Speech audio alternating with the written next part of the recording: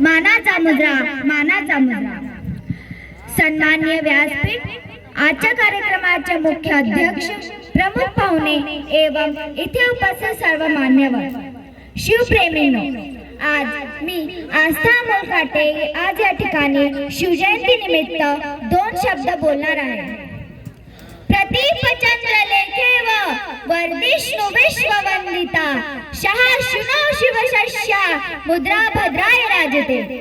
मुद्रा छत्रपती शिवरायांना, रयतेच्या राजाला, ज्याच्या भक्तीला जोड नाही, शौर्याला तोड नाही, जो अथांग आहे सागरा समान, ज्याचे छत्र म्हणजे आभाळा समान, जो त्या सूर्याची शान, मराठी मनाचा धगधगता स्वाभिमान। आणि काही आहे सह्याद्री, ज्याला शंभूचा अभिमान, महाराष्ट्राच्या देवराज्याचं पहिलं स्थान, मराठ्यांचा जो भगवा समंत आहे, कृपावंत आहे, दयेचा वसंत आहे, ज्याच्या कुशीतून स्वराज्याचं हे देखणं रूप उदयास आलं, त्या राजमाता, राष्ट्रमाता जिजाऊ आईसाहेब। परमुलखामध्ये राहून स्वराज्य निर्मितीचे स्वप्न पाहणारे स्वराज्य संकल्पक शहाजीराजे भोसले, ज्यांचा इतिहास आठवला की डोळ्यात पाणी आणि अंगावर शहारे आल्याशिवाय राहत नाही, ते छत्रपती शिवाजी महाराज। आणि पित्याने निर्माण केलेल्या स्वराज्याचं फक्त रक्षणच नाही केलं, तर ते 10 पटीने वाढवलं, असे ते शंभूराजे। म्हणतात ना, नियतीचे मालिक बना पण परिस्थितीचे गुलाम बनू नका, म्हणूनच तर नाचो कीर्तनाचे रंगी, ज्ञानदीप लावू जगी। कीर्तनाच्या माध्यमातून समाज प्रबोधनाचे कार्य करणारे संत तुकोबाराय दिवसभर हातात खराटा घेऊन गाव स्वच्छ करायचं आणि रात्री कीर्तनाच्या माध्यमातून लोकांचं डोकं स्वच्छ करायचं, असं काम ज्यांनी केलं ते संत गाडगे बाबा। शिक्षणाची गंगा गोरगरिबांच्या घरापर्यंत पोहोचविणारे डॉक्टर कर्मवीर भाऊराव पाटील। मुलींना ज्यांच्यामुळे खऱ्या अर्थाने शिक्षण मिळालं, माझ्यासारखी सामान्य मुलगी या ठिकाणी बोलू शकते, ते आमच्या सावित्रीबाई फुले, महात्मा फुले। आणि ज्यांनी प्रदान केलेल्या राजघटनेच्या जोरावरती आज साऱ्या देशाचा राजकारभार चालतोय, ते विश्वरत्न डॉक्टर बाबासाहेब आंबेडकर। प्रथमतः या सर्व महामानवांना अभिवादन करते। आयुष्यातले प्रत्येक क्षण लक्षात राहतातच असे नाही, आयुष्यातले प्रत्येक क्षण लक्षात राहतातच असे नाही, काही क्षण विसरून म्हणता विसरता येत नाही, आणि असाच आजचा एक क्षण आहे।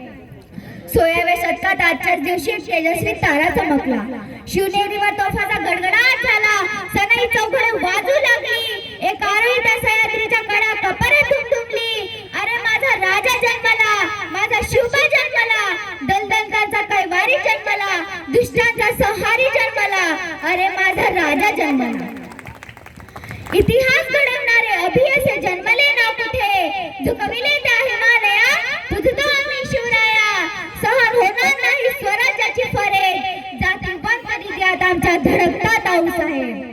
विसरलो नाही त्या लाखो माव्यांचे बलिदान, शंभूराज आठवले की डोळ्यातले अश्रू आपोआप घालतात। अरे जिथं पडली पावलं आमची, त्याच इतिहासाच्या वाटा, वाकत तर नाही पण मोडणारही नाही मराठा। परंतु मराठा नेमकं म्हणायचं तरी कोणाला?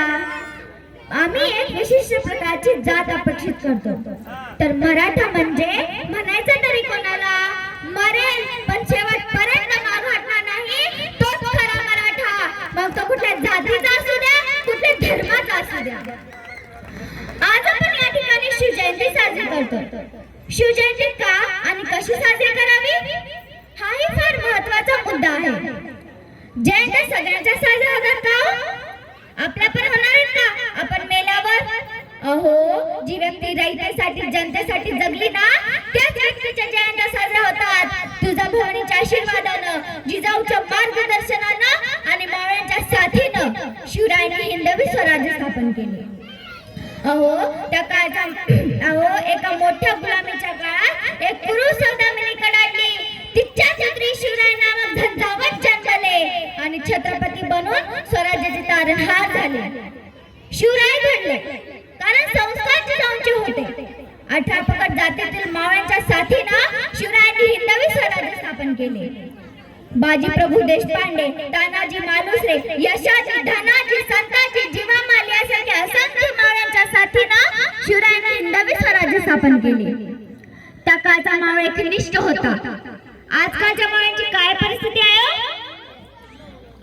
डॉक्टर बाबासाहेब आंबेडकर फार सुंदर शब्दात लिहून सांगतात, लाज गरिबीची बाळगू नका, तर लाज आपल्याबद्दल दुर्गुणांची बाळगा. आपल्यामधून जे काही दुर्गुण असतील ना ते काढून टाकले पाहिजेत आणि राष्ट्रहित जपले पाहिजे. शिवराय निर्व्यसनी होते म्हणून ते प्रत्येक ठिकाणी यशस्वी झाले. आजकालच्या पिढीने काय आदर्श घेतला त्यांचा? आजकालची बहुतांश तरुण काठी 31st रात्री गडगड किल्ल्याच्या पायथ्याशी जर का दरिद्र मनाने पार्टी करत असतील ना तर त्यांची पिढी सुरक्षित राहतील का? हाही एक महत्त्वाचा प्रश्न आहे. ताकद तर सगळ्यांच्याच मनगटात होती. अहो ताकद तर सगळ्यांच्याच मनगटात होती हो, पण स्वराज्य स्थापनेची इच्छा फक्त आणि फक्त शिवरायांच्याच रक्तात होती. शिवरायांनी अनेक गड किल्ले जिंकले, लढाया जिंकल्या म्हणून ते युगपुरुष झाले असे नाही, तर शिवरायांनी या देशात शहाजहानशाहीवर पहिली तोफ डागली होती. तर शहाजहानशाही म्हणजे